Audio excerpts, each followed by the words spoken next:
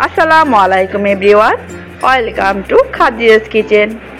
চলে আসলাম বরাবরের মতো নতুন একটি রেসিপি নিয়ে। আমি আজকে আপনাদের সাথে শেয়ার করতে চলেছি সেও মাছ ভুনা। এই মাছটাকে অনেকে সেও মাছ বলে থাকে, কেউ বা আবার ছাইয়া মাছও বলে থাকে।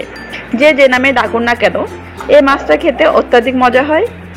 বিশেষ করে আমার খুব পছন্দের একটি মাছ। চলুন আর কথা না বাড়িয়ে মূল রেসিপিতে চলে যাচ্ছি।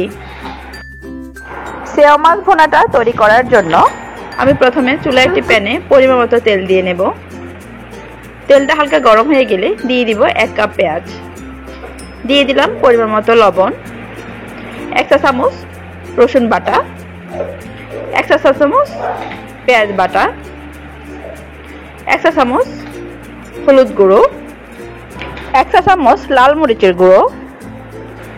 এবার সবগুলোকে আমি একটু ভালো করে মিশিয়ে নেব।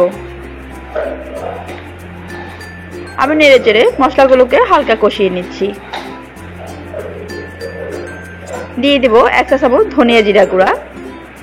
এরপরে যে অ্যাড করব টমেটো কুচি। আমি 2টা টমেটোকে ছোট ছোট করে কিউব করে কেটে নিয়েছি। এবার আমি সবগুলোকে নেড়ে চেড়ে ভালো করে কষিয়ে নেব। আমি মশলাগুলোকে ততক্ষণে কষাতে থাকবো যতক্ষণ না টমেটোগুলো গলে যায়। টমেটোগুলো যখন মোটামুটি 80% মতো গলা গলা হয়ে যাবে, এই অবস্থা আমি অ্যাড করে দেব সামান্য একটু পানি। সামান্য একটু পানি দিয়ে আমি আরো বেশ কিছুক্ষণ মশলাগুলোকে কষিয়ে নেব। এবার ভালো করে নেড়েচেড়ে অনেকক্ষণই কষিয়ে নেব। মশলাগুলো যত ভালো করে কষানো হবে, মাছের টেস্টটা কিন্তু তত বেশি বেড়ে যাবে।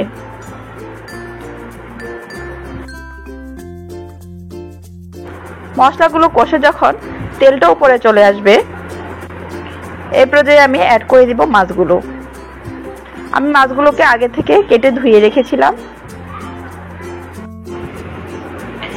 এবার আমি মাছগুলো মশলাগুলোর সাথে ভালো করে মিশিয়ে নেব। আমার মেশানো হয়ে গিয়েছে। এবার আমি একটা ঢাকা দিয়ে 1 থেকে 1.5 মিনিট মশলাগুলোর সাথে মাছগুলো কষিয়ে নেব।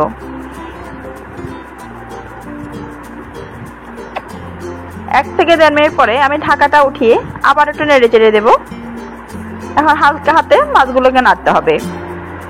এবার আমি ঝোলের জন্য অ্যাড করে দিব পানি। আমি পানি অ্যাড করে দিচ্ছি।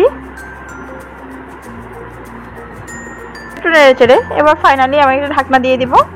ঢাকনা দিয়ে মাছগুলোকে আমি রান্না করে নেব 5 থেকে 7 মিনিট। 5 থেকে 7 মিনিট পরে আমার মোটামুটি মাছগুলো হয়ে গিয়েছে। আমি এবার উপর থেকে দিয়ে দিব কিছু কাঁচামরিচ ফালি। আমি দিয়ে দিব 3টা টমেটো। টমেটোগুলোকে আমি 4 ফালি করে কেটে নিয়েছি। দিয়ে দিলাম টমেটোগুলো।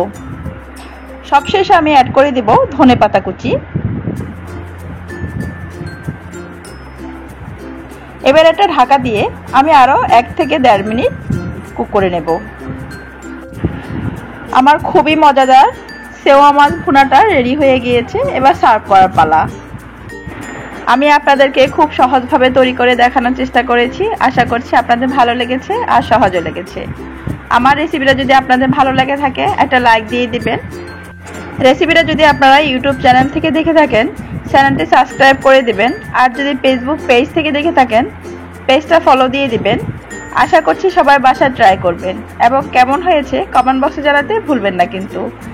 আপনাদের সুন্দর সুন্দর কমেন্ট আমাকে পরবর্তী ভিডিও করার জন্য উৎসাহ যোগায়। আর আমার মতো এরকম কে কে আছেন সেও মাছ প্রেমী, কমেন্টে অবশ্যই জানাবেন।